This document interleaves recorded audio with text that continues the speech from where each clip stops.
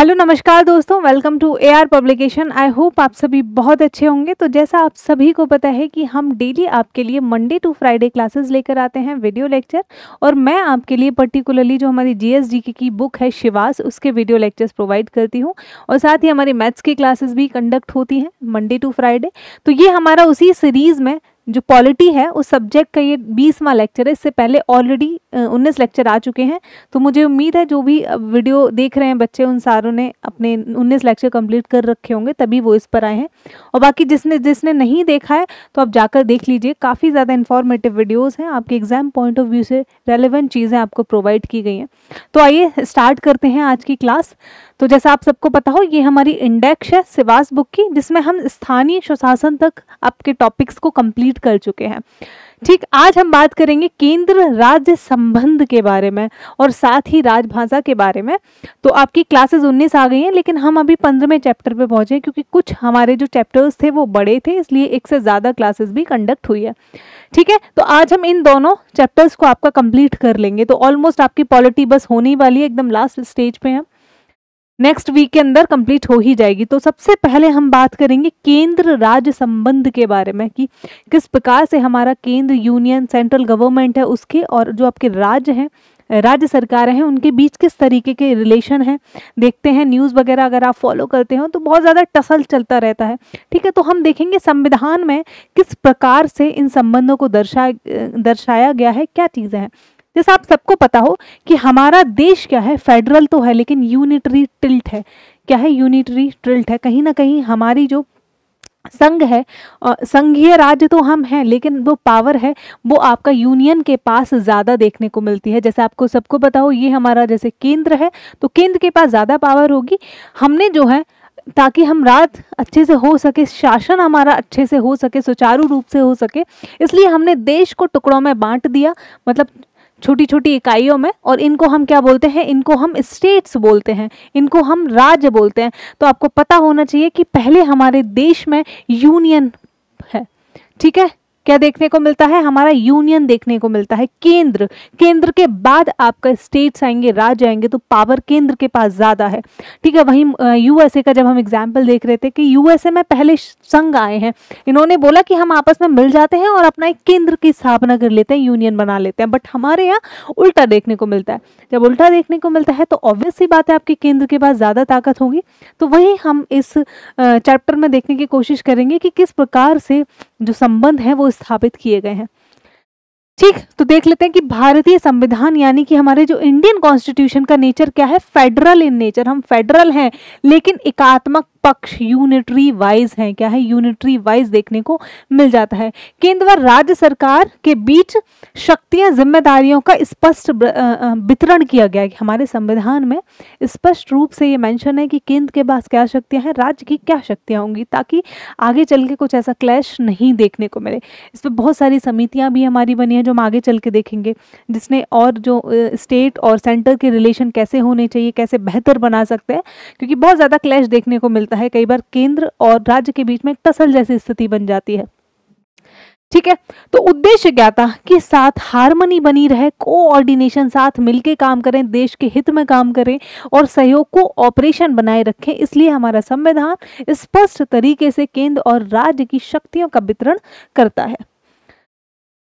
ठीक है, तो अब इसमें हम 3 प्रकार के संबंधों के बारे में बात करेंगे। कितने?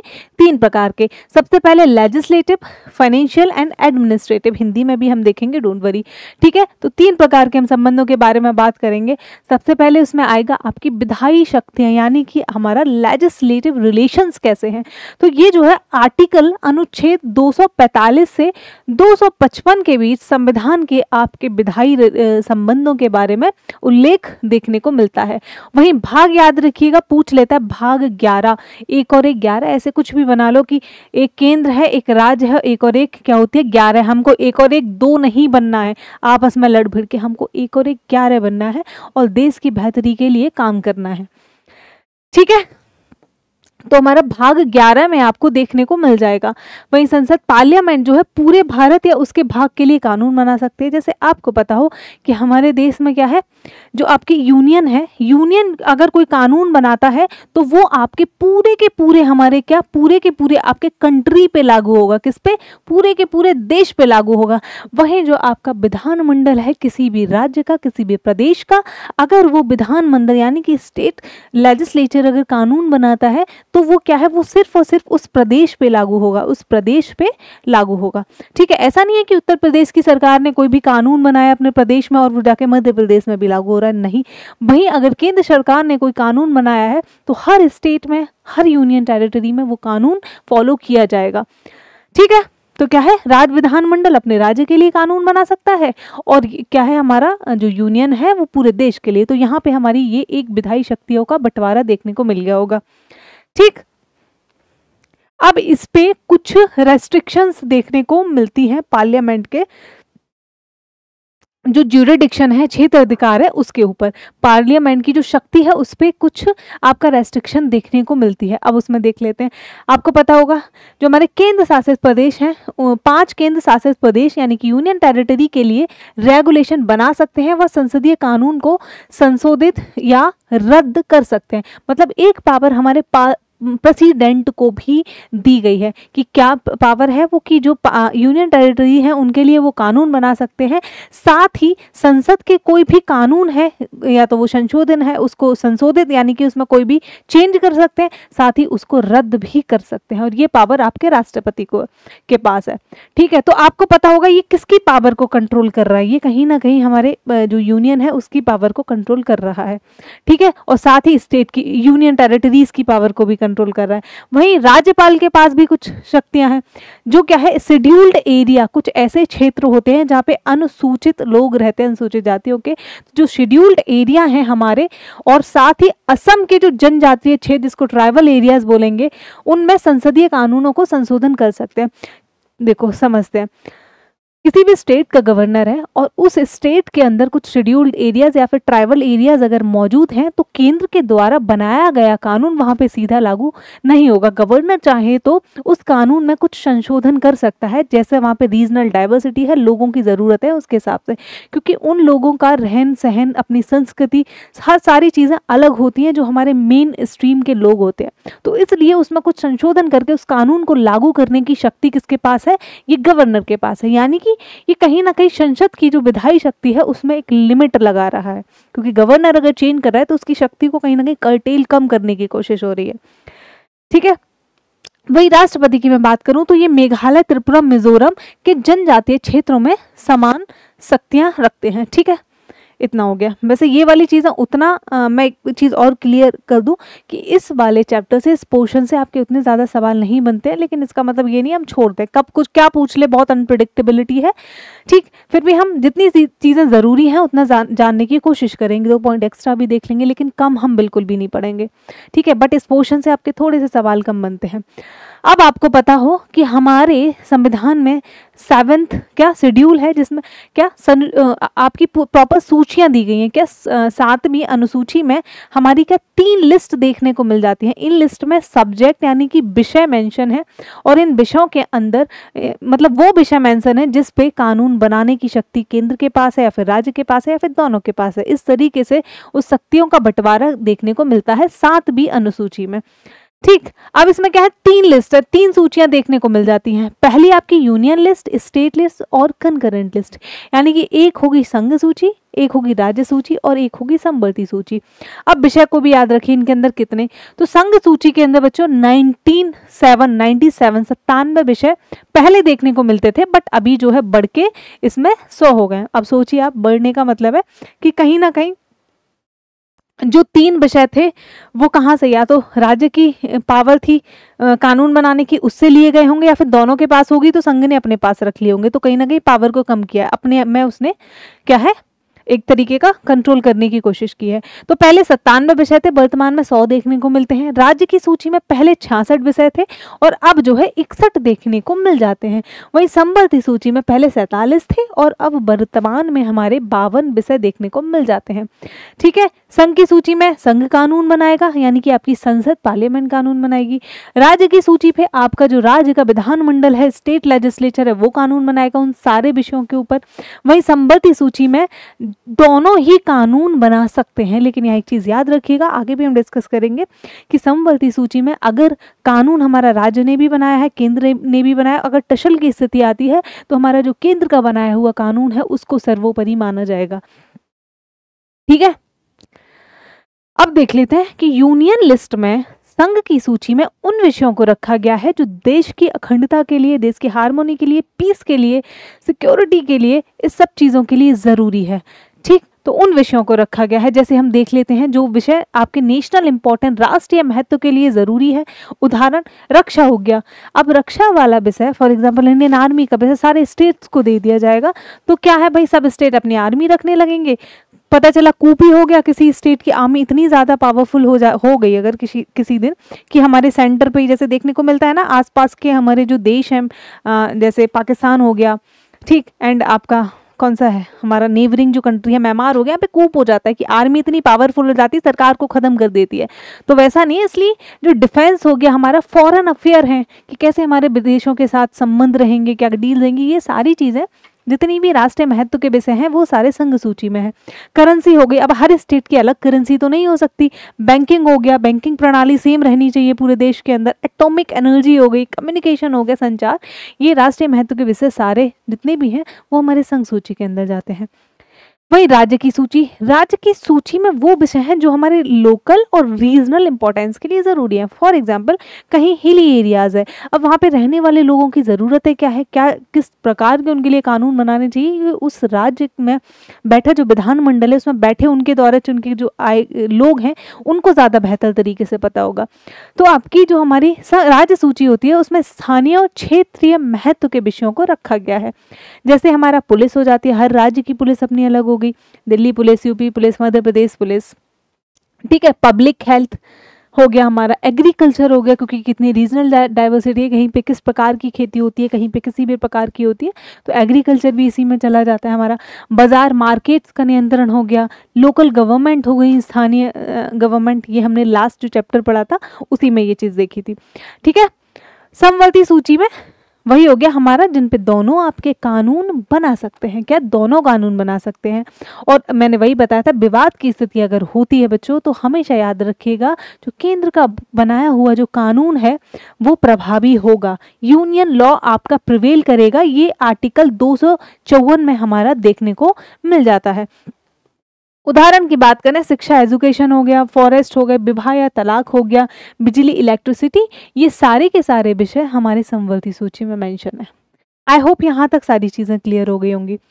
ठीक है, अब हम देखते हैं राष्ट्रपति की स्वीकृति एंड प्रेसिडेंट एक्शन। इसके अंदर क्या है, अनुच्छेद 200 और 201 में राज्यपाल विधेयक को राष्ट्रपति के पास भेज सकते हैं। यदि राष्ट्रपति स्वीकृति दे दें तो वह कानून केंद्र के कानून से भी प्रभावी हो सकता है, तो वह कानून केंद्र के कानून से भी प्रभावी हो सकता है आर्टिकल 254 के तहत।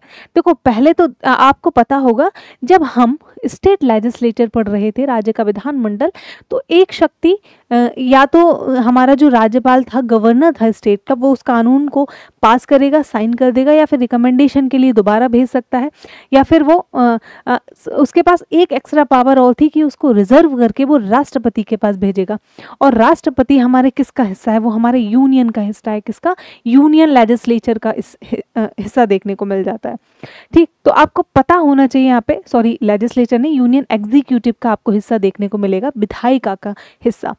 ठीक, तो यहाँ पे आपको ये चीज़ देखने को मिल रही होगी कि कहीं ना कहीं जो स्टेट की जो कानून बनाने की शक्ति है उस पे भी कंट्रोल आपका यूनियन का देखने को मिल रहा है, क्योंकि कोई भी कानून अगर लगा राष्ट्रपति को कि ये सही नहीं है तो राष्ट्रपति उस कानून को पास होने ही नहीं देंगे और वो खत्म हो जाएगा वहीं के वहीं। ठीक है, और ये गवर्नर के पास शक्ति है कि वो रिजर्व करके उसको किसके, राष्ट्रपति के पास भेज देंगे कि अब साइन करने की मेरी जिम्मेदारी नहीं है, अब राष्ट्रपति जी साइन कर देते हैं इस विधेयक पे तो ये कानून बनेगा, और नहीं करते हैं तो ये वहीं खत्म हो जाएगा। ठीक है, अगला देख लेते हैं हम, राज्य क्षेत्र में संसद की विधायिका। इसमें क्या यानी कि parliamentary legislation in the state field, कुछ एक्सेप्शन के केसेस हैं उनके बारे में जानेंगे। पहला क्या है, संसद राज्य सूची स्टेट लिस्ट पर 5 स्थितियों में कानून बना सकते हैं। देखो मैंने बताया कि स्टेट लिस्ट पे भी आपका जो हमारा संसद है वो कानून बना सकती है, बट उसके कुछ 5 रीजन है, 5 एक्सेप्शन है, वो होने चाहिए तो बना देगी। ठीक, पहला क्या, राज्यसभा। राज्यसभा के पास ये पावर है कि राज्यसभा 2/3 बहुमत से एक प्रस्ताव लेकर आएगी कि इस फलाने सब्जेक्ट पे, स्टेट के पे आप कानून बनाइए और फिर ये लागू हो जाएगा। ठीक है, 1 वर्ष के लिए नवीनीकरण संबंध, मतलब ये जो कानून बनाया जाएगा वो 1 वर्ष के लिए प्रभावी होगा, लेकिन क्या है इसको दोबारा से रिन्यू करा सकते हो आप, इतना याद रखो। मतलब सिर्फ इतना पॉइंट इसमें याद रखना है कि अगर राज्यसभा एक प्रस्ताव लेकर आती है 2/3 बहुमत से पास करके कि इस विषय पे कानून बनाना है, तो हमारी संसद बना देगी, और वो विषय किसका होगा, हमारी राज्य सूची का। दूसरा क्या था, अगर नेशनल इमरजेंसी लगी हुई है किसी भी, मतलब जब हमारा नेशनल इमरजेंसी, अगला जो हम चैप्टर पढ़ेंगे उसमें देखेंगे, जब हमारा राष्ट्रीय आपातकाल होगा उस समय पर भी किसी भी स्टेट लिस्ट के सब्जेक्ट यानी विषय पे आपका पार्लियामेंट कानून बना सकती है। ठीक है, अगला देखते हैं राज्य का अनुरोध। ये चीज़ ऐसे भी होती है कि कई बार स्टेट जाके ही रिक्वेस्ट करेगा कि भाई माई बाप इस वाले हमारे विषय पे आप ही कानून बना दो, आपके पास ज़्यादा बेहतरीन लोग बैठे हुए हैं, बेहतरीन एक्सपीरियंस है, आप अच्छे से बना सकते हो, तो आप कानून बना दो इस हमारे विषय के ऊपर। ऐसा बहुत कम देखने को मिलता है कि हमारा स्टेट जाके रिक्वेस्ट करने लगे पार्लियामेंट से कि हमारा जो विषय है उस पर आप कानून बना दो, तो तीसरा ये हो जाता है। ठीक है, चौथा क्या है, अंतर्राष्ट्रीय समझौते यानी कि इंटरनेशनल एग्रीमेंट। फॉर एग्जांपल कोई इंटरनेशनल ऐसा एग्रीमेंट है जो हमारी यूनियन गवर्नमेंट, हमारा जो देश है वो साइन करके आ गया है, अगर उसको लागू करने के लिए किसी भी राज्य के विषय पे कानून बनाना पड़ा ना संसद को, तो वो बनाएगी और वो प्रभावी होगा। ठीक है, अगला है हमारा राष्ट्रपति शासन। जब भी आपका प्रेसिडेंट रूल लगता है कहाँ पे, किसी भी स्टेट में, प्रदेश में, राज्य में, तो उस टाइम पर भी ये शक्ति यूनियन के पास चली जाती है, केंद्र के पास चली जाती है कि वो राज्य में, राज्य सूची में निहित हर विषय के ऊपर कानून बना सकती है। तो 5 केस देखे हमने। ठीक, उसके बाद देख लेते हैं कि राज्य विधायिका पर केंद्र का नियंत्रण किस प्रकार से है। पहला क्या, राज्यपाल बिल को राष्ट्रपति की स्वीकृति हेतु आरक्षित कर सकते हैं। पूर्ण वीटो, भाई इसी को बोलते हैं हम, एब्सोल्यूट वीटो है उनके पास, बिल को रिजेक्ट भी कर देंगे तो वो कानून नहीं बनेगा। ठीक है, कुछ ऐसे बिल होते हैं राष्ट्रपति की पूर्व स्वीकृति उन पे क्या है, आवश्यक होती है, जैसे कि व्यापार के विषय हो गए। बस इतना याद रखो यहाँ पे कि कुछ ऐसे विषय होते हैं जिन पे राष्ट्रपति की भी पूर्ण स्वीकृति लेनी जरूरी होती है, तभी आप कानून बना सकते हो। फिर आता है फाइनेंशियल इमरजेंसी। फाइनेंशियल इमरजेंसी में क्या होता है, राज्य को धन, वित्तीय विधेयक राष्ट्रपति हेतु आरक्षित रखने होंगे। क्या राज्य को धन, अगर फाइनेंशियल इमरजेंसी लग गई है हमारे देश में, यानी कि ये आज तक हमारे देश में कभी फाइनेंशियल इमरजेंसी लगी नहीं है। कोविड के टाइम पे ऐसा लगा था कि लग जाएगी, बट फॉर्चुनेटली नहीं लगी, तो आज तक हमारे देश में वित्तीय आपातकाल नहीं लगा है।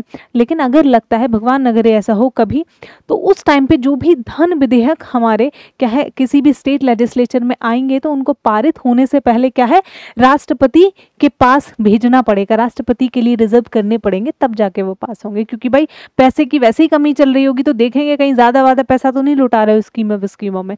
तो ये फाइनेंशियल इमरजेंसी का एक केस है। ठीक है, तो आई होप यहाँ तक सारी चीजें आपको क्लियर होती चल रही होंगी। अब कुछ आर्टिकल, अनुच्छेदों के तहत हम देखेंगे कि किसके अंदर क्या क्या प्रावधान है। ठीक है, आर्टिकल 248 की बात करते हैं। तो आर्टिकल 248 पर अवशिष्ट शक्तियां, रेजिडरी पावर।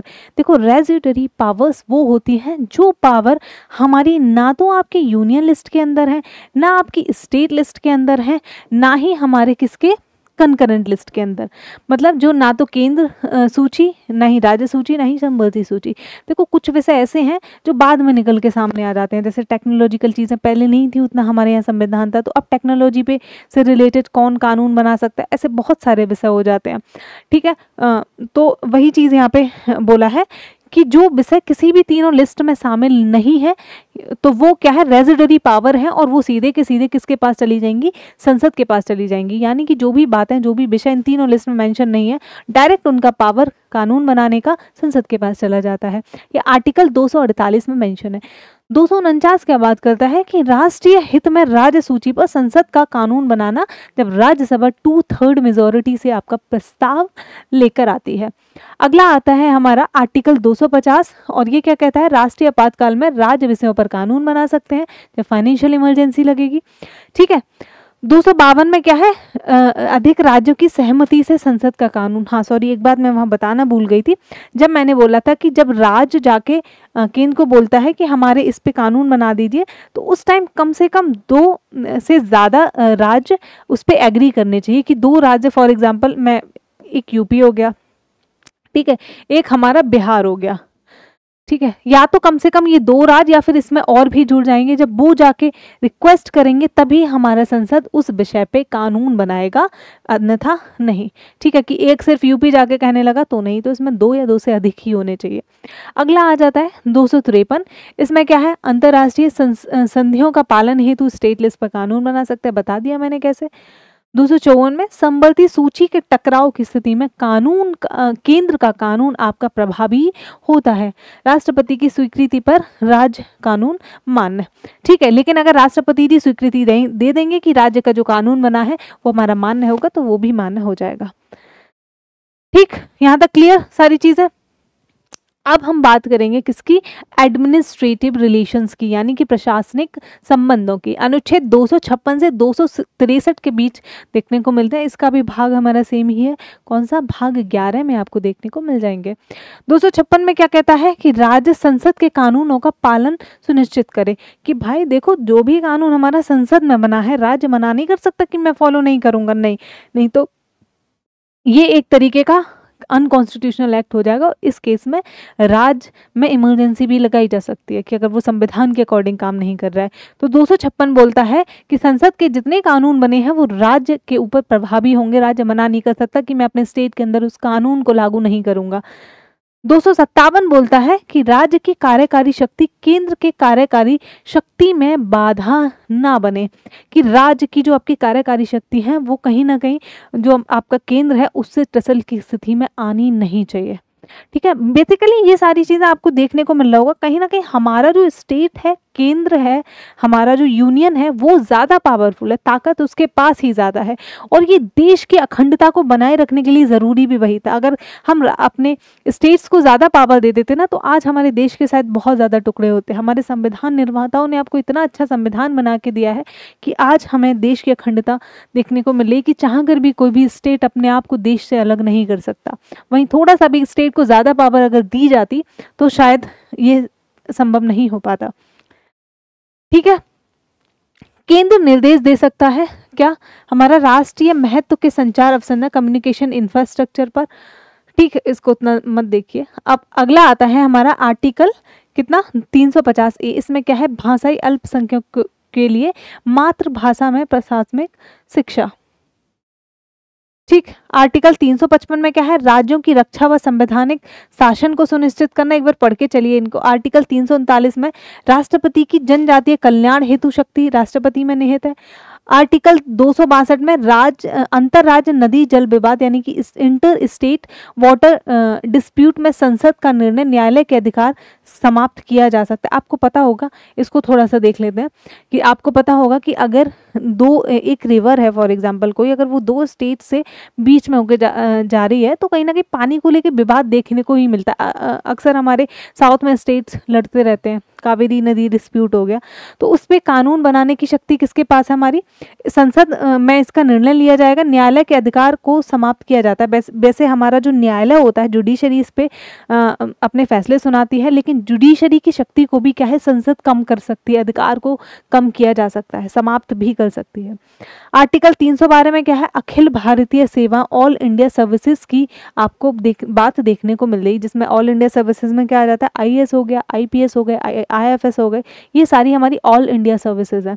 तो इन ऑल इंडिया सर्विसेज के तहत जब लोग सिलेक्ट होते हैं, अगर आप भगवान करे ऐसा हो, अगर आप में से कोई व्यक्ति कल एक आईएएस बन के किसी भी स्टेट में जाके बैठता है, तो कहीं ना कहीं स्टेट की भी इन पोस्टों से लेकर शिकायत होती है कि ये स्टेट से चुन के आ रहे हैं और हमारे यहाँ पे काम कर रहे हैं। ठीक है, तो एक तरीके का ये भी हमारा क्या यूनियन नेचर दिखाता है हमारे संविधान का। ठीक है, अब देखते हैं हम फाइनेंशियल रिलेशंस के बारे में बात करेंगे। अनुच्छेद 268 से 293 में आपके फाइनेंशियल रिलेशंस देखने को मिलेंगे। भाग की बात करें तो भाग कितने के अंदर आ जाते हैं, भाग 12 के अंदर आपके फाइनेंशियल रिलेशंस देखने को मिल जाएंगे।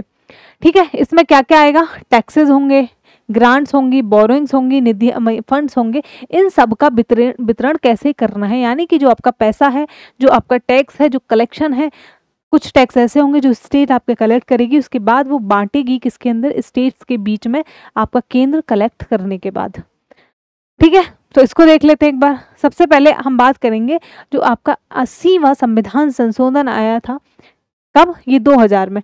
इसमें क्या था कि आपके 10वें वित्त आयोग 10th फाइनेंस कमीशन की जो सिफारिशें थी उनको लागू कर दिया गया था। ऑल्टरनेटिव स्कीम ऑफ डिबॉलिशन लागू की गई थी। जस्ट ऐसे ही याद कर लो कि ये किससे रिलेटेड है, उतना ही काफी है, फिर हम यूपीएससी वाले डिटेल्स में नहीं घुसेंगे। क्या था जिसमें, कॉरपोरेशन टैक्स हो गया, कस्टम ड्यूटीज हो गई, और इनकम टैक्स के समान राज्यों में बंटवारा किया गया कृषि आयोग को छोड़ के। यानी कि इसकी सिफारिश ये थी कि जो हमारे ये सारे टैक्स हैं इनको कलेक्ट करके क्या है, हमारा राज्यों के बीच में समान इस पैसे का बंटवारा किया जाएगा। ठीक है, और इसमें हमारा वो जो कृषि टैक्स है उसको एक्सक्लूड करके रखा था। अगला आता है आपका 101वां संविधान संशोधन, कब, ये 2016 में आया था। आपको पता हो जीएसटी लागू हुई थी, और जीएसटी लागू होने के बाद स्टेट्स के बीच में बहुत ज़्यादा वो था कि भाई हमारे बहुत सारे अधिकार जिन पे हम टैक्स कलेक्ट कर सकते थे, वो अब क्या है, पावर सेंटर के पास चली गई है, वो टैक्स कलेक्ट करेंगे। तो काफ़ी ज़्यादा मतलब इस पर विरोध भी हुआ था, विवाद जैसी स्थिति भी देखने को मिली थी। तो जीएसटी क्या, जीएसटी वैसे आपका इकोनॉमिक्स का टॉपिक है, वहाँ अच्छे से पढ़िएगा। गुड्स एंड सर्विसेज टैक्स लागू हो गया था इस संशोधन के तहत। इसमें क्या है, कई जो हमारे अप्रत्यक्ष कर थे, इनडायरेक्ट टैक्स है, उनको खत्म कर दिया गया था। डायरेक्ट इनडायरेक्ट टैक्स पता होगा क्या होते हैं, बताइए, जिसको भी पता हो तो कमेंट बॉक्स में लिखो जस्ट सिंपल वर्ड्स में कि डायरेक्ट टैक्स क्या है, कौन कलेक्ट करता है, क्या चीज़ें हैं, और कौन देता है, और सीधे सेम इनडायरेक्ट टैक्स को भी लिखिए, मतलब दोनों में एक डिफरेंस दिखाना है आपको। ठीक है, केंद्र व राज्य दोनों को समान कराधान अधिकार यानी कि कंकरेंट टैक्सिंग पावर, केंद्र को के समाप्त कर सब्ज्यूम्ड सेंट्रल टैक्स, यानी कि ये कुछ टैक्सेस हैं जो आपके क्या है, जीएसटी के अंदर हमारे आ गए थे। कौन से, केंद्रीय उत्पाद शुल्क, central exercise duty, additional exercise duty, औषधि व टॉयलेट तैयारी पर उत्पाद शुल्क, सेवा कर, अतिरिक्त सीमा शुल्क, विशेष अतिरिक्त सीमा शुल्क, वस्तु सेवा से जुड़े केंद्रीय उपकार व अधिभार। यानी कि जीएसटी के अंदर बहुत सारे हमारे जो टैक्सेस हैं वो आगे समा गए थे, और फिर एक आ गया हमारा क्या, जीएसटी। ठीक है, और जीएसटी कैसा है, जीएसटी आपका एक प्रकार का डायरेक्ट टैक्स है, यानी कि प्रत्यक्ष कर देखने को मिलता है। ठीक है, तो अभी तो हमने देखा कि सेंटर के कौन कौन से टैक्स आपके जीएसटी के अंदर सब्ज्यूम हो गए, समा जाते हैं इन सिंपल टर्म। वहीं स्टेट्स के भी काफ़ी सारे टैक्सेस हैं, जिस वजह से स्टेट को काफ़ी ज़्यादा ऑब्जेक्शन हुआ था कि आप जीएसटी लेकर आ रहे हो। तो स्टेट्स के काफ़ी सारे टैक्स हैं जो भी हमारे जीएसटी के अंदर आ जाते हैं, जैसे स्टेट का बेट बिक्री कर हो गया, सेल्स टैक्स हो गया, एंटरटेनमेंट टैक्स हो गया, यानी कि इसमें स्थानीय निकाय को छोड़कर मनोरंजन कर, सेंट्रल सेल्स टैक्स हो गया, ऑस्ट्रॉय प्रवेश कर हो गया, ऑक्ट्रॉय एंड प्रवेश कर यानी कि एंट्री टैक्स हो गया, खरीद पे लगने वाला कर लग्जरी कर हो गया, लॉटरी सट्टा जुए पर, वस्तु सेवा से जुड़े राज्य उपकार व अधिभार, ये सारे जो हमारे टैक्सेस थे ये भी आपके सब्ज्यूम हो जाते हैं, ये भी हमारे समाप्त हो जाते हैं और क्या हमारा एक जीएसटी बन जाता है। अब यहाँ पे एक चीज़ मुझे बताइए, जो आपका शराब पे अल्कोहल पे जो हमारा टैक्स लगता है, जो आप मदरा जो पान करते हो, वो टैक्स क्या जीएसटी के अंदर आता है या नहीं आता है? मतलब एक बात बताइए, किसी राज्य में अगर वो टैक्स है तो उसको आपका सेंटर कलेक्ट करता है या फिर आपकी स्टेट्स कलेक्ट करती हैं? बताइएगा। ठीक है, अब बात करते हैं हम इंटर स्टेट काउंसिल्स की।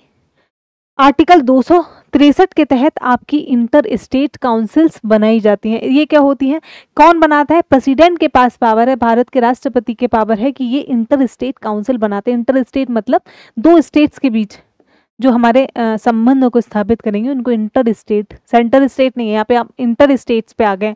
अब दो राज्यों के बीच की हम बात करेंगे, क्योंकि राज्यों के बीच में भी समन्वय बनाना बहुत ज़्यादा ज़रूरी है ना, क्योंकि कुछ बॉर्डरिंग राज्य हैं, अब वो आपस में ही लड़ लेंगे बहुत सारी चीज़ों को लेके टसल होता है, एक्सपोर्ट हो गया, इंपोर्ट हो गया, ऐसी बहुत सारी चीज़ें हैं जिनको लेके विवाद जैसी स्थिति बन सकती है। तो उसको देख के काफ़ी सारे प्रावधान हमारे संविधान में थे और उसके बाद कमेटीज़ कुछ बनती हैं आपकी आती हैं और वो अपनी कुछ सिफारिशें देती हैं कि किस प्रकार से हम, चाहे वो स्टेट से के और राज्य के बीच के संबंध हो या फिर राज्य के बीच के संबंध हो, उनको किस तरीके से बेहतर बनाया जा सकता है। ठीक है, तो ये हमारे प्रेसिडेंट ऑफ इंडिया कॉन्स्टिट्यूट करते हैं to promote coordination between states and the union. ठीक है, हेडेड बाय कौन? हमारा प्राइम मिनिस्टर इसको हेड करते हैं। मेंबर की मैं बात करूं तो जितने भी आपके चीफ मिनिस्टर हैं सारे स्टेट्स के वो आएंगे, इसमें सभी राज्यों के मुख्यमंत्री देखने को मिलेंगे और साथ ही हमारा जो यूनियन टेरिटरी जिनकी लेजिस्लेटिव असेंबली होगी उनके मुख्यमंत्री देखने को मिलेंगे। कितनी यूनियन टेरिटरीज हैं जिनके पास अपनी क्या है, विधानसभा देखने को मिलती है, बताओ। साथ ही जहाँ पे आपका विधानसभा नहीं है वहाँ पे जो यूटीज के एडमिनिस्ट्रेटर हैं वो देखने को मिल जाएंगे। साथ ही आपके 6 यूनियन कैबिनेट मिनिस्टर देखने को मिलेंगे जो हमारे प्रधानमंत्री नॉमिनेट करेंगे, फिर जाके आपकी ये पूरी की पूरी क्या इंटर स्टेट काउंसिल का निर्माण होता है। ठीक, अगला देखते हैं। अब हम बात करेंगे कि सेंटर और स्टेट के, जो मैं बता रही थी आपको, रिलेशन को बेहतर करने के लिए कुछ आपके कमेटीज़ बनी थी, तो उनके बारे में हम एक बार देख लेते हैं। जस्ट नाम याद रखिएगा, नाम याद रखने पे फोकस करो और ईयर याद रख लो, पहले ही बता के चल रही हूँ, और साथ ही साथ उसका चेयरमैन हेड कोई था तो वो याद कर लो, सिर्फ इतना याद रख के चलो, बाकी कुछ नहीं है। और बाकी एक निमोनिक के थ्रू मैं याद करा दूंगी आपको। ठीक है, तो सबसे पहले इसमें आता है हमारा ERC, जिसको शॉर्ट में बोलते हैं एडमिनिस्ट्रेटिव रिफॉर्म कमीशन देखने को मिलता है। ये 1966 में फॉर्म हुआ था। ये किसने अपॉइंट किया था? केंद्र सरकार ने इसको अपॉइंट किया था। ये भी उतना याद रखने वाला पॉइंट नहीं है। चेयरपर्सन इसके याद रख लो, चेयरपर्सन हमारे पहले मोरारजी देसाई थे, लेकिन बाद में आपके हनुमंतिया देखने को मिल जाएंगे। इसने क्या रिकमेंड की थी? जो अभी हम इंटर स्टेट काउंसिल देख रहे थे वो इसने रिकमेंड की थी कि इंटर स्टेट काउंसिल को क्या है, धारा 263 के तहत अंतरराज्य परिषद बनना चाहिए। ठीक है, साथ ही इसने बोला था कि use central forces only with state request concern, यानी कि आपको पता होगा कि हमारी जो सेंट्रल फोर्सेज हैं वो स्टेट में जाके नहीं जानी चाहिए, स्टेट में नहीं आपको क्या करना चाहिए, प्रयोग करना चाहिए। अगर करो तो तभी करो जब हमारा पहले स्टेट से रिक्वेस्ट करो, उनकी कंसेंट लो, सहमति लो, उसके बाद ही। क्यों? कहीं ना कहीं जो आपकी सेंट्रल फोर्सेज हैं उनका प्रयोग स्टेट में एक तरीके से माना जाता है कि स्टेट्स की पावर को कर्टेल कर रहा है, स्टेट पे एक क्या है, ये रेस्ट्रिक्शन लगा रहा है। ठीक है, मतलब कंट्रोल कर रहा है बेसिकली। अगली आई हमारी राजमन्नार कमीशन। ये 1969 में 3 साल बाद देखने को मिल जाएगी। ये किसने? तमिलनाडु गवर्नमेंट ने इसको अपॉइंट किया। कोई भी ज़रूरत नहीं है ऐसा याद रखने वाला पॉइंट है। चेयरमैन नाम से ही पता चल रहा होगा आपको कि PV राजमन्नार इसके चेयरमैन थे। वहीं रिकमेंडेशन क्या था? इसने भी बोला भाई इंटर स्टेट काउंसिल बना दो। साथ ही इसने बोला कि जो आपकी रेजिडरी पावर थी, यानी कि जो तीनों लिस्ट में, तीनों सूचियों में विषय नहीं मेंशन थे, उस पर कानून बनाने की पावर केंद्र खुद ना रखे, ये केंद्र को राज्य को दे देनी चाहिए। इससे दोनों के रिश्ते बेहतर होंगे। साथ ही इसने बोला transfer union and concurrent list subject to state, यानी कि इसने ये भी बोल दिया कि संघ व संबंधी सूची में भी जितने विषय हैं उनको क्या है, transfer union and concurrent list subject, इनको भी स्टेट्स को ट्रांसफर कर दो कि वो कानून बना लें। साथ ही जो ऑल इंडिया सर्विसेज है यानी कि IPS IFS और हमारी IAS है, उनको क्या है, सेवाओं का अबॉलिश कर दो, उनको ख़त्म ही कर दो। इसने ये रिकमेंडेशन तो कुछ ज़्यादा ही हो गए थे। अगला देखते हैं, क्योंकि देख लो ज़्यादा क्यों दिया भाई, तमिलनाडु गवर्नमेंट किसी स्टेट ने इस कमेटी को बनाया है, तो डेफिनेटली स्टेट के पक्ष में ही बात करेंगे ज़्यादा। अब आ जाता है अनंतपुर साहिब रेजोल्यूशन। इसने क्या बात करा था, रेजिडरी पावर स्टेट को दे दो, ठीक है। फिर आता है हमारा चौथा बंगाल मेमोरेंडम। इसने क्या था, ये बंगाल की गवर्नमेंट ने बनाया था। इसकी डिटेल थी कि फेडरल कि हमारे देश में आपको क्या है, फेडरल की जगह यूनियन संघ के स्थान पर संघीय शब्द का प्रयोग किया जाना चाहिए। ये चाहते थे बेसिकली कि हमारा जो नेचर है, हमारे जो संविधान का, वो कैसा हो जाए, हमारे जो देश का वो फेडरल हो जाए, संघीय नहीं होना चाहिए। तो इससे क्या होगा, स्टेट के पास ज़्यादा पावर हो जाएगी। साथ ही इसने भी बोला ऑल इंडिया सर्विसेज को ख़त्म कर दो। ठीक, अगला है सरकारिया कमीशन। देखो ये थोड़ी सी इंपॉर्टेंट है, याद रखना। सरकारिया कमीशन 1983 में बनी थी और ये भी सेंट्रल गवर्नमेंट ने बनाई थी। इसने जो है परमानेंट इंटर काउंसिल का इस्टेब्लिश हो जाता है। अब देखने को मिल जाएगा कि भाई परमानेंट इंटर स्टेट काउंसिल इसकी रिकमेंडेशन पे बन जाएगी हमारे यहाँ, ठीक है। साथ ही इसने बोला कि consult CM before governor appointment, consult CMs before governor appointment. अब यहाँ समझते हैं, आपको पता होगा कि गवर्नर जो है वो एक प्रकार से केंद्र का प्रतिनिधि होता है जो राज्य में जाके बैठता है, ठीक है। विवाद भी देखने को मिलता है इस चीज़ों की। गवर्नर बहुत सारे जो प्रस्ताव हैं उन पे साइन नहीं करता है बिल पे, अगर बहुत ज़्यादा इन्फ्लुएंस है उस वो केंद्र की सरकार से। तो बोला जा रहा है कि जब भी किसी भी गवर्नर को किसी भी राज्य में, स्टेट में अपॉइंट करो तो एक बार एटलीस्ट आप उस प्रदेश के जो मुख्यमंत्री हैं उनसे क्या है, कंसल्ट कर लो, ठीक है। तो आउटकम वही है कि इसके तहत हमारा जो इंटर स्टेट काउंसिल है वो स्टैब्लिश हो जाती है 1919 में, फाइनली बन जाती है। देख रहे हो 1966 से ये रिकमेंडेशन चली आ रही थी, बना दो भाई, सुनवाई नहीं हो रही थी। फिर कहीं जाके 1919 में ये इंटर स्टेट काउंसिल हमारी देखने को मिल जाएंगी। ठीक, अगली आ जाती है पंछी कमीशन। ये भी नाम पूछ लिया जा सकता है। तो 2007 में बनी थी।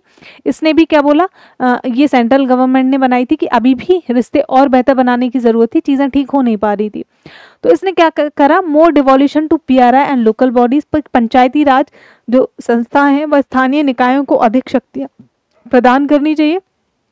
साथ ही हमारा जो आप वितरण करते हो, जो फाइनेंशियल असिस्टेंस दोगे स्टेट्स को, वो किस बेसिस पे देनी चाहिए, वो हमारा परफॉर्मेंस, कि कौन प्रदेश कितना अच्छा परफॉर्म कर रहा है उसके बेसिस पे उनको वित्तीय सहायता का प्रावधान करना चाहिए, ठीक है। क्लियर। अब इन सारी कमीशन को याद रखने के लिए आप एक निमोनिक का इस्तेमाल कर सकते हो, all rajas are wise and sensible people, ठीक है। All Rajas are wise and sensible people. Also Administrative Reform Commission ARC, R से राजामन्ना कमेटी, A से आनंदपुर साहिब रेजोल्यूशन, मतलब R से वाइज से के W से वेस्ट बंगाल मेमोरेंडम, सेंसिबल से सरकारिया कमीशन एंड पीपल से हमारा क्या, पंछी कमीशन। तो यहाँ पे आपका ये हो जाता है क्लियर, ठीक है। एक बार आर्टिकल्स और देख लेते हैं कुछ, ठीक, बहुत जल्दी करेंगे हम, कुछ ज़्यादा उतना है नहीं इसके अंदर। अब आर्टिकल 268 क्या बोलता है कि स्टैम्प शुल्क व औषधि और टॉयलेट तैयारी पर उत्पाद की बात करेगा। 269 वस्तुओं के अंतर्राज्यीय बिक्री खरीद पर टैक्स की बात करता है। करों का वित्त आयोग, फाइनेंस कमीशन की सिफारिश के अनुसार केंद्र और राज्यों में वितरण। आपको पता होगा कि फाइनेंस कमीशन की रिकमेंडेशन पर जो आपका पैसा है वो केंद्र और राज्यों के बीच में बांटा जाता है। ये मेन काम होता है हमारा किसका, फाइनेंस कमीशन का। 275 में संसद द्वारा कुछ ग्रांट इन एड्स, मत देखो क्या है ये, ठीक है। ये याद रखने का, देखो एक तो ये पॉइंट इंपॉर्टेंट था, एक ये पॉइंट इंपॉर्टेंट है। 280 में क्या है कि प्रत्येक वर्ष एक फाइनेंस कमीशन का गठन किया जाएगा और ये केंद्र व राज्यों के बीच किसका, राजस्व का बंटवारा करेगा, ठीक है। ये डिस्क्रिशनरी ग्रांट इतना कोई जरूरी नहीं है। एक 283 देख लो, 283 बात करता है कंसोलिडेटेड फंड की, कंटिजेंसी फंड की और सार्वजनिक लेखा फंड की। कंसोलिडेटेड फंड तो आपको पता ही होगा, कंटिजेंसी फंड मैं बता देती हूँ। ये ऐसा फंड है, कंटिजेंसी NC ऐसे करके आ रहा है ना, तो आप इससे याद रख लो। दिमाग में बिठा लो कि इमरजेंसी, अगर देश में कुछ ऐसा स्थिति बन गई है कि काफ़ी ज़्यादा दिक्कत है, पैसों की कमी हो गई है, तो उस प्रकार से इस जो फंड में पैसा होगा, जो इस हमारे क्या बोलेंगे इसको, संकट निधि नाम ही है हमारा, इसका पैसा सरकार निकाल सकती है। ठीक है, बाकी हमारा ये उतना नहीं है, हमारा 92 देसी विदेशी नहीं, हाँ 292 इसको एक बार देख लेते हैं कि केंद्र देसी विदेशी स्रोतों से क्या कर सकता है, ऋण ले सकता है समेकित निधि के आधार पर। और 293 के तहत राज्य भी ऋण ले सकते हैं, यदि वे केंद्र के ऋणी हैं तो प्रतिबंध उन पर लगा दिया जाएगा। ठीक, तो यहाँ पे जो है हमारा थ्योरी पोर्शन खत्म हो गया होगा। तो आई होप आपको जितनी भी चीज़ें पॉइंट हैं बेहतर तरीके से समझ में आ गए होंगे। मैंने उन पॉइंट्स को बिल्कुल भी ज़्यादा टाइम नहीं दिया, नहीं डिस्कस करा जो ज़रूरी नहीं है। बाकी हम ज़रूरत से ज़्यादा थोड़ा अच्छे से पढ़ चुके हैं, क्योंकि ये इससे क्वेश्चन तो देखो उतने बनते नहीं है, पर अब इतनी अनप्रिडिक्टेबिलिटी हो गई आपके एग्जाम में कि मे भी बन गए, तो उसके लिए आपको प्रिपेयर रहना चाहिए। ठीक है, अब हम करेंगे क्वेश्चन जैसा हम करते हैं, और क्वेश्चन के टाइम पे वीडियो को पॉज कर लीजिएगा, उसके बाद खुद अटैम्प्ट करना। देन नहीं, ऐसे नहीं कि बस पढ़े हैं, बस आराम से क्वेश्चन आंसर भी कहानी की तरह सुनते जा रहे हैं। ठीक है, तो खुद को एक्टिव रखो थोड़ा, पढ़ाई के मोड में ऐसे सोते सोते नहीं बस। ओके, पहला क्वेश्चन देखते हैं। भारतीय संविधान के भाग 11 के में अनुच्छेद 245 से 255 से संबंधित है। किससे संबंधित है? Financial relation between centre and states, tribunals, emergency provisions, या फिर legislative relation between the centre and state. तो हमारा जो भाग 11 है ये आपकी बात करता है लेजिस्लेटिव रिलेशंस की, किसके बीच में? सेंटर के और स्टेट के बीच में, केंद्र और राज्य की विधायी शक्तियों के बारे में ये आपका बात करेगा 11। ठीक है, अनुच्छेद 245 से 255 तक ये देखने को मिल जाएगा। वहीं जो हमारा एक्सप्लेनेशन है पीडीएफ आपको प्रोवाइड हो जाएगी, खुद से पढ़ लीजिएगा। ठीक, अगला क्वेश्चन देखते हैं। Which part of the constitution of India deals with the relation between union centre of the state, यानी कि भारत संविधान का कौन सा भाग संघ के एवं राज्यों के बीच संबंधों से संबंधित है? तो इसमें याद रखिएगा भाग हमारा 11 देखने को मिल जाएगा। कितना? भाग 11। अगला क्वेश्चन देखते हैं। ये पूछ रहा है हमसे, भारतीय संविधान की 3 सूचियों से संबंधित केंद्र राज्य संबंधों के संबंध में निम्नलिखित में से कौन सा कथन सही है? ठीक है, एक से ज्यादा भी सही हो सकते हैं। पहला बोल रहा है ये कि जो विषय तीनों सूचियों में से किसी में भी शामिल है उन्हें अवशिष्ट विषय कहा गया है, यानी कि subject that are not included. आपको याद हो कि जो सब्जेक्ट तीनों लिस्ट में नहीं मेंशन है, जो विषय तीनों लिस्ट में से किसी में भी नहीं मेंशन है, वो हमारा रेजिडरी पावर है और इस पे कानून बनाने की शक्ति आपकी केंद्र की हो जाती है। तो पहला भाई बिल्कुल ठीक कह रहा है। अगला है, यदि संघ सूची और राज्य सूची के बीच कोई विरोधाभास है तो पूर्ण ही मान्य होगा, यानी कि वही कि अगर संघ और राज्य के बीच विवाद है कि संघ भी कानून बना रहा है, राज्य भी कानून बना रहा है, तो उस स्टेट में क्या देखा जाएगा, उस स्थिति में देखा जाएगा कि जो आपका केंद्र है उसका जो बनाया कानून है उसको वरीयता दी जाएगी। तो दूसरा भी हमारा सही हो जाता है। सी देख लेते हैं। जब संसद या 2 से अधिक राज्यों के अनुरोध पर कोई कानून बनाती है तो राज्य सूची पर संसद द्वारा बनाया गया कानून वह सभी राज्यों में लागू होता है। अब मैं यहाँ पे एक चीज़ ये मैंने नहीं बताया था आपको, वैसे इसका करेक्ट आंसर जो है ऑप्शन ए है, ए और बी। तो यहाँ पे मैं बता दूं कि 2 या 2 से अधिक जब स्टेट्स मिलके केंद्र को रिक्वेस्ट करती हैं कि हमारे इस फलाना विषय पे आप कानून बना दो, तो मैं बता दूं अगर आपका केंद्र कानून बनाता है तो वो कानून सिर्फ और सिर्फ उन प्रदेशों में ही लागू होगा जिन्होंने रिक्वेस्ट की थी, पूरे देश के सारे प्रदेशों में लागू नहीं होगा। ठीक है, मतलब इसीलिए ये हमारा जो स्टेटमेंट है गलत हो जाता है। ठीक है, एक्सप्लेनेशन पढ़ लीजिएगा। अगला क्वेश्चन देखते हैं कि संविधान का कौन सा अनुच्छेद स्पष्ट करता है कि प्रत्येक राज्य की कार्यकारी शक्ति का प्रयोग इस प्रकार किया जाएगा कि संघ की कार्यकारी शक्ति के प्रयोग में बाधा या प्रतिकूल प्रभाव ना पड़े और संघ की कार्यकारी शक्ति किसी राज्य को ऐसे निर्देश देने तक विस्तृत होगी जो भारत सरकार को उस उद्देश्य के लिए प्रतीत हो। एक बार इंग्लिश में भी देख लेते हैं।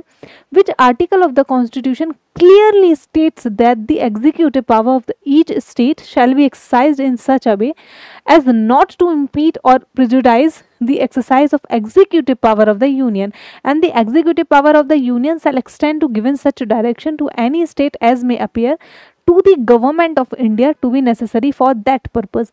ठीक है, आई होप समझ आ गया होगा। अब इसका हमको आंसर पूछ रहा है, इसका जो आपका आंसर रहेगा इसका आंसर है हमारा ऑप्शन ए, आर्टिकल 247। ठीक है, इसका आंसर हो जाएगा आपका आर्टिकल 247। भारतीय संविधान के भाग 11 के अनुच्छेद 256 से एक बार इसका एक्सप्लेनेशन देख लेते हैं, क्योंकि बहुत भारी भरकम स्टेटमेंट्स था, आपके कुछ लोगों के थोड़े समझ में कम आया होगा, तो इसका एक्सप्लेनेशन एक बार देख लेते हैं। ठीक है, अनुच्छेद 256 से 263 तक जो है हमारा केंद्र राज्य के प्रशासनिक संबंधों को दर्शाया गया हो, इतना तो पता ही होगा आपको। अनुच्छेद 123 में राष्ट्रपति द्वारा संसद के सत्तावासन के दौरान अध्यादेश जारी करने से संबंधित है, तो ये तो बिल्कुल गलत हो जाता है। ठीक है, 123D। तो 247 संसद के संघ की सूची में सूचीबद्ध किसी विषय के संबंध में बेहतर प्रशासन के लिए कानून द्वारा अतिरिक्त न्यायालयों को स्थापित करने का अधिकार देता है। वहीं अनुच्छेद 261 के तहत भारत के राज्य क्षेत्र में संबद्ध संघ और प्रत्येक राज्य के सार्वजनिक कार्य अभिलेखों न्यायिक कार्यवाही को पूर्ण विश्वास और मान्यता दी जाएगी कि भाई जो हमारा आपका जो केंद्र कानून बना रहा है उसको पूरे के पूरे देश में लागू किया जाएगा, कोई भी मना नहीं कर सकता है, नहीं तो वो एक तरीके का असंवैधानिक कदम हो जाएगा। अगला देखते हैं, निम्नलिखित में से कौन सा भारत के सरकारी खाते यानी कि गवर्नमेंट अकाउंट में से नहीं है। आपको पता हो, एक हमने बात करी थी consolidated fund of India, consolidated fund of state and contingency fund, इन तीनों के बारे में तो बात की थी। ठीक है, भारत की संचित निधि, भारत की आकस्मिक निधि जो दिक्कत परेशानियों वाली स्थितियों में जिसका हम प्रयोग करेंगे, साथ ही भारत का लोक लेखा देखा था हमने, लेकिन हमने कोई भी सामान्य भविष्य निधि जनरल प्रोविडेंट फंड जैसी चीज नहीं देखने को मिलती है। ठीक है, तो ऑप्शन ए आपका यहाँ पे गलत हो जाएगा। ठीक, आई होप जो हमारा सेंटर स्टेट के रिलेशन वाला आपका चैप्टर था वो क्लियर हो गया होगा, सारी चीज़ें क्लियर हो गई होगी। अब हम जो है राजभाषा को कर लेते हैं, बहुत ही छोटा सा टॉपिक है, कुछ ज़्यादा है नहीं, तो अभी 5 मिनट के अंदर इसको भी खत्म कर लेते हैं। ठीक है, ये आपका चैप्टर नंबर 16 है। ठीक, अब कॉन्स्टिट्यूशनल क्या है हमारा, राजभाषा क्या होती है, क्या चीज़ है, ये सारी चीज़ें देख लेंगे। तो हमारे भारत का जो संविधान है उसका भाग 17 भाग हमारा जो 17 है यानी आर्टिकल 243 से 251 ऑफिशियल लैंग्वेज की बात करता है, किसकी, राजभाषा की बात करता है, राजभाषा से संबंधित है।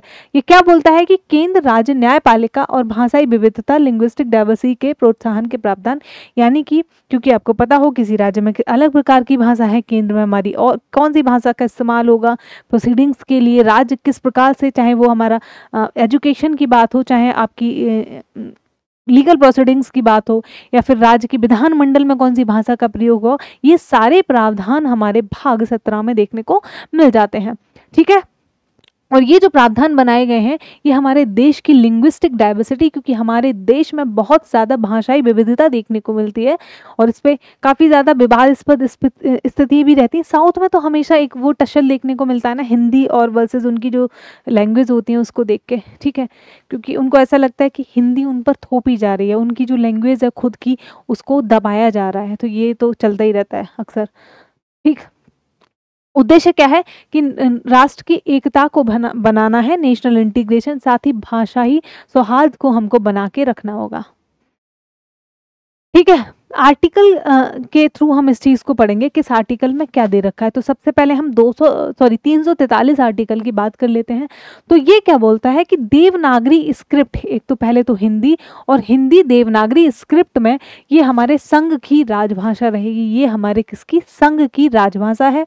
साथ ही अंतर्राष्ट्रीय अंक पद्धति का प्रयोग किया जाएगा। साथ ही इन्होंने बोला कि अंग्रेजी का प्रयोग हम 1965 तक कर सकते हैं, पहले ये क्या था 1965 तक ही सीमित था, इसको रखा था, पर लेकिन ऑफिशियल लैंग्वेज एक्ट आता है 1963 में, जो क्या कहता है कि अब जो है अनिश्चित काल तक ही जारी रहेगा, मतलब कुछ नहीं पता कब तक जारी रहेगा, लेकिन फिर से कुछ एक्ट लाओ और इसको चाहे तो खत्म कर सकते हो, लेकिन अब जो है इंग्लिश का जो प्रयोग है वो अनिश्चित काल तक जारी रहेगा। ठीक है, अगला देखते हैं हम, आर्टिकल 344 क्या बात करता है। ये बोलता है कि भाषा आयोग और भाषा समिति का गठन किया जाएगा, राष्ट्रपति जी करेंगे। क्या, राष्ट्रपति जी जो है भाषा आयोग व समिति का गठन करेंगे। पहला आयोग आपका देखने को मिला था 1955 में, जिसका अध्यक्ष कौन थे, बीजी खरे थे। और ये आयोग जो है कि हर 5 साल बाद, और फिर मतलब संविधान लागू होने के 5 साल बाद फिर हर 10 साल में एक बार बनाया जाएगा। क्या, एक बार ये आयोग बनाया जाएगा हर 10 साल बाद, संविधान लागू होने के 5 साल बाद, फिर हर 10 साल बाद बनाया जाएगा, और इसकी शक्ति राष्ट्रपति जी को दी गई है। अगला देखते हैं हमारा ऑफिशियल लैंग्वेज एक्ट जो 1963 में आया था। इसने क्या बोला है कि हिंदी के साथ अंग्रेजी का निरंतर उपयोग, जो हमने यहाँ पे देखा कि हिंदी तो चल ही रही है, अब अंग्रेजी भी अनिश्चित काल तक चलेगी, बाकी बाद में जाके इसको खत्म करना चाहें तो कर सकते हैं। ठीक है, साथ ही राज्य जो है वो अपनी भाषा में केंद्र से संवाद इंग्लिश अनुवाद सहित कर सकते हैं। यानी कि ये बोल रहा है कि राज्य जो है अगर उसको केंद्र के साथ संवाद करना है, बातचीत करनी है, तो उनकी जैसे कोई भी रीजनल लैंग्वेज होगी, फॉर एग्जांपल कन्नड़ हो गई, तमिल हो गई, तो उसमें कर सकते हैं वो, साथ ही उसका ट्रांसलेशन इंग्लिश में करके करेंगे। ठीक है, साथ ही उसका ट्रांसलेशन इंग्लिश में तो रहेगा ही। ठीक, वहीं फिर 1967 के अंदर संशोधन होता है। इसमें क्या है, द्विभाषीय नीति व राज्यों के अधिकार को सुरक्षित कर दिया जाता है कि भाई द्विभाषा नीति मतलब दो भाषा आपकी चलेंगी। ठीक है, अगला देखते हैं आर्टिकल 245। ये क्या बात करेगा, राज्य विधानमंडल में हिंदी या राज्य की प्रचलित भाषा को राजभाषा बना सकता है। हमने पार्लियामेंट संसद की तो देख ली आपकी, एक तो हिंदी है और साथ ही इंग्लिश है। ठीक है, हिंदी देवनागरी स्क्रिप्ट में वो तो है ही हमेशा के लिए, बट अब जो है हमारी अंग्रेजी भी आपकी अनिश्चित काल के लिए बनी हुई है। भाई अगर हम राज्य विधानमंडल की बात करेंगे मतलब जो भी जितनी भी प्रोसीडिंग्स हैं, जितनी भी आपके कार्य किए जाएंगे वो किस भाषा में होंगे ये वो बताता है। तो राज्य में क्या रहेगा कि हिंदी हो सकती है, या फिर राज्य की प्रचलित, राज्य में कोई भी फेमस भाषा है जो अधिक बोली जाती है उसको अपनी राजभाषा बना सकता है, ये राज्य के पास अधिकार है। ठीक है, जैसे तमिल की क्या है, तमिल है तमिलनाडु में, गुजराती है हमारी गुजरात में, साथ ही कन्नड़ है आपकी कर्नाटका में। अब 246 और 348 में क्या दे रखा है, इनके बीच में केंद्र राज्य व राज्यों के बीच संवाद हिंदी या अंग्रेजी में हो सकता है। मतलब कि जब आपका क्या केंद्र और राज्य आपस में संवाद करेंगे या फिर राज्य और राज्य आपस में संवाद करेंगे तो वो हिंदी अंग्रेजी में होगा। साथ ही सर्वोच्च या उच्च न्यायालय यानी कि जो हमारा हाई कोर्ट और सुप्रीम कोर्ट में प्रोसीडिंग्स होंगी, कार्रवाइयाँ होंगी, वो आपकी अंग्रेजी में ही होंगी। क्या अंग्रेजी में, यहाँ पे याद रखिएगा। ठीक है, जो हमारी सुप्रीम कोर्ट और हाई कोर्ट में आपकी जो कार्यवाही होती है ना वो इंग्लिश लैंग्वेज में होती है।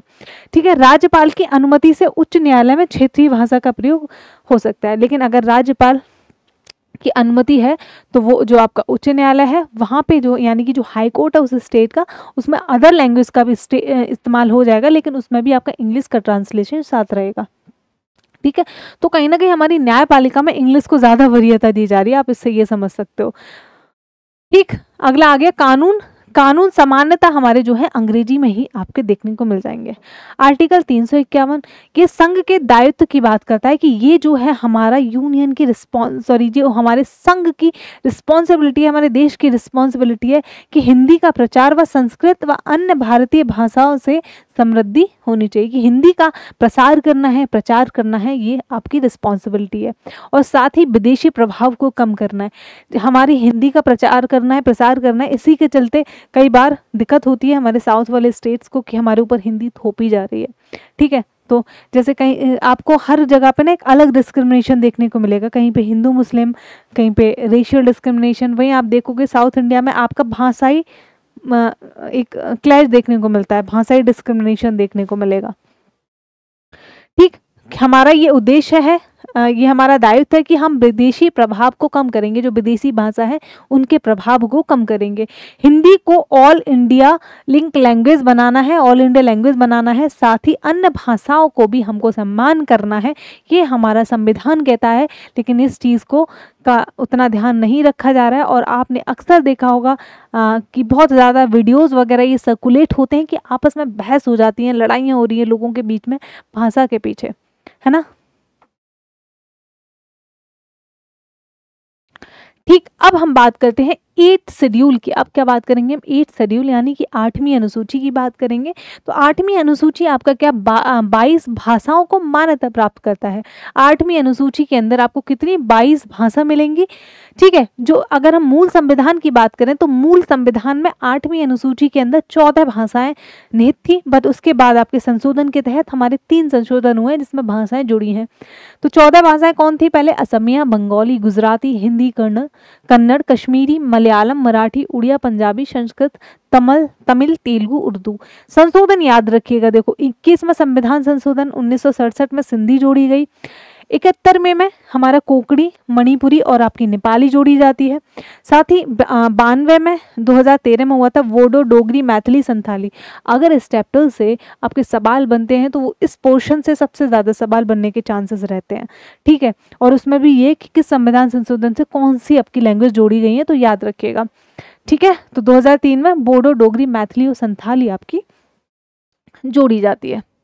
ओके, तो राजभाषा ज़्यादा था ही नहीं, मतलब इस चैप्टर में हमने खत्म कर लिया। अब इसके क्वेश्चन एक बार कर लेते हैं, ठीक है। पहला क्वेश्चन है आपका, भारतीय संविधान ने किस वर्ष देवनागरी लिपि में लिखित हिंदी को संघ की राजभाषा माना था? ठीक है, तो आपको पता होना चाहिए कब संविधान बना था हमारा भाई, मतलब लागू तो 1950 में हुआ था पूरी तरीके से, कब? 1950 में, ठीक है। तो इसमें जो हमारा करेक्ट आंसर है वो हमारा 1949 हो जाएगा कि भारतीय संविधान जो है हमारा कब 1949 में बन गया था, ठीक है। तो भारतीय संविधान में कब 1949 में आपका हिंदी को संघ की राजभाषा घोषित किया गया था। क्या? हिंदी को संघ की राजभाषा। और आपकी इंग्लिश भी है, अभी तो निरंतर काल के लिए हमारा इंग्लिश है। तो संघ की राजभाषा अगर आपसे पूछे तो कौन सी है, वो हमारी हिंदी है। दूसरा आ जाता है, भारतीय संविधान ने किस वर्ष देवनागरी लिपि में हिंदी को, सॉरी ये तो वही उसी का एक्सप्लेनेशन देखने को मिलता है, डेट याद रख लीजिए, 14 सितंबर 1949 को देवनागरी लिपि में लिखित हिंदी को संघ की राजभाषा घोषित किया गया था। अनुच्छेद 343(1) में घोषणा की गई है कि संघ की आधिकारिक भाषा देवनागरी लिपि में हिंदी होगी। साथ ही भारत के संविधान के भाग 17 में अनुच्छेद 243 से 351 राजभाषा से संबंधित प्रावधान है। वहीं प्रत्येक वर्ष 14 सितंबर को हमारा राष्ट्रीय हिंदी दिवस भी मनाया जाता है। ये पॉइंट भी इंपॉर्टेंट है, याद रखिएगा। राष्ट्रीय हिंदी दिवस कब मनाया जाता है? 14 सितंबर को, क्योंकि 14 सितंबर 1949 को उसी दिन हमारा क्या है, हिंदी को राजभाषा बनाया गया था। ठीक है, अगला देखते हैं, भारतीय संविधान का अनुच्छेद 350(1) किससे संबंधित है? Language to be used in the supreme court and high court. अगला है special officers for linguistic minorities, नहीं। Directives for the development of Hindi language, ये भी नहीं। Facilities for instruction of mother tongue as a primary stage. तो बिल्कुल याद रखिएगा कि जो हमारी मदर टंग है, यानी कि जो मातृभाषा है, उसमें क्या है, आपकी जो प्राइमरी स्टेज, जो बच्चों की शुरुआती जो शिक्षा है वो हमारी मातृभाषा में होनी चाहिए, क्योंकि उससे मातृभाषा बच्चा बोलता है, सीखता है, ज़्यादा ग्रैब कर अच्छे से कर पाएगा। तो आर्टिकल 350 यही बोलता है कि जो मदर टंग है उसमें प्राइमरी स्टेज पे बच्चे को क्या है, शिक्षा मिलनी चाहिए। तो डी इसमें हमारा करेक्ट ऑप्शन हो जाता है। भारतीय संविधान का अनुच्छेद 350 से प्राथमिक स्तर पर मातृभाषा में शिक्षा की सुविधाओं से संबंधित है। यह भाषीय अल्पसंख्यकों से संबंधित है। बच्चों की शिक्षा को प्राथमिक चरण में मातृभाषा में शिक्षा हेतु पर्याप्त सुविधाएं प्राप्त करने के लिए राज्यों को प्रयत्न एक कर्तव्य प्रदान करता है। राष्ट्रपति किसी भी राज्य को इस प्रकार का निर्देश जारी करने के लिए अधिकृत है, यानी कि ये स्टेट की रिस्पॉन्सिबिलिटी है राज्य की कि जो भी बच्चे हैं उनको उनकी मातृभाषा में प्राइमरी एजुकेशन दिलवाई जाए। ठीक है, तो फाइनली ये हमारी जो क्लास है यहीं पे ख़त्म होती है। आई होप आपको जितनी भी चीज़ें हैं सारी अच्छे से समझ आई होंगी। दोनों जो हमारे चैप्टर हैं अच्छे से आपने समझ लिए होंगे। तो एज ऑल यू नो कि जो हमारा कंटेंट था, जो कंटेंट डिलीवर मैंने अभी किया है आपको, जो हमारी बुक है एसएससी की जीएसडीके की बुक शिवास, इससे लिया गया है। सबसे पहले अगर मैं इस बुक की स्पेशलिटी की बात करूँ तो इस किताब में आपको तीनों चीज़ देखने को मिलेंगी। ये 3 in 1 किताब है, जिसमें आपका पहले थ्योरी है, सारा प्रॉपर सिलेबस आपका एसएससी का कवर अप है।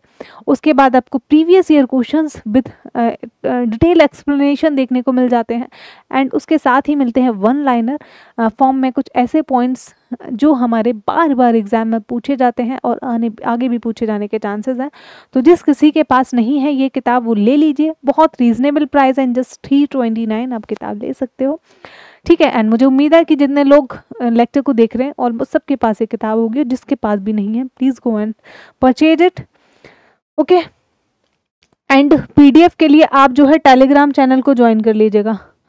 जो लोग पीडीएफ मांगते हैं ना, तो वो AR पब्लिकेशन का ये टेलीग्राम चैनल है, इसको ज्वाइन कर लो। यहाँ पे आपको PDF मिलती है, नोटिफिकेशन मिलते हैं सारे वीडियो के, और भी कुछ इन्फॉर्मेटिव जो चीज़ें रहती हैं वो आपको यहाँ पे प्रोवाइड की जाती हैं, ठीक है। और आगे आने वाले दिनों में काफ़ी ज़्यादा यहाँ पे इंपॉर्टेंट PDF हो गई, नोट्स हो गए, ये सारी चीज़ें भी मिलेंगी, तो चैनल को ज़रूर ज्वाइन कर लीजिएगा। ओके, तो मुझे उम्मीद तो यही है कि आपको क्लासेस काफ़ी पसंद आ रही होंगी और ये क्लास भी पसंद आई होगी। अगर आई है तो कमेंट बॉक्स में ज़रूर लिखिएगा, क्योंकि उससे मुझे भी मोटिवेशन मिलता है और आपके लिए बेहतर चीज़ें प्रोवाइड करने के लिए एक प्रोत्साहन मिलता है डेफिनेटली। तो लाइक करिए लेक्चर को, साथ ही कमेंट करिए कैसा लगा है, आगे क्या चीज़ें आपको चाहिए, और अगर पहली बार आए हो कमेंट इस चैनल पे तो फिर सब्सक्राइब भी कर लो ऐसे ही इन्फॉर्मेटिव और वीडियोज़ के लिए। बाकी जो भी आपके दोस्त हैं उन सभी के साथ शेयर भी कर दीजिए ताकि उनकी भी हेल्प हो जाए। So I hope you like this lecture. तो धन्यवाद आप सबका यहाँ तक देखने के लिए। मिलते हैं अगले लेक्चर में। Thank you so much. जय हिंद।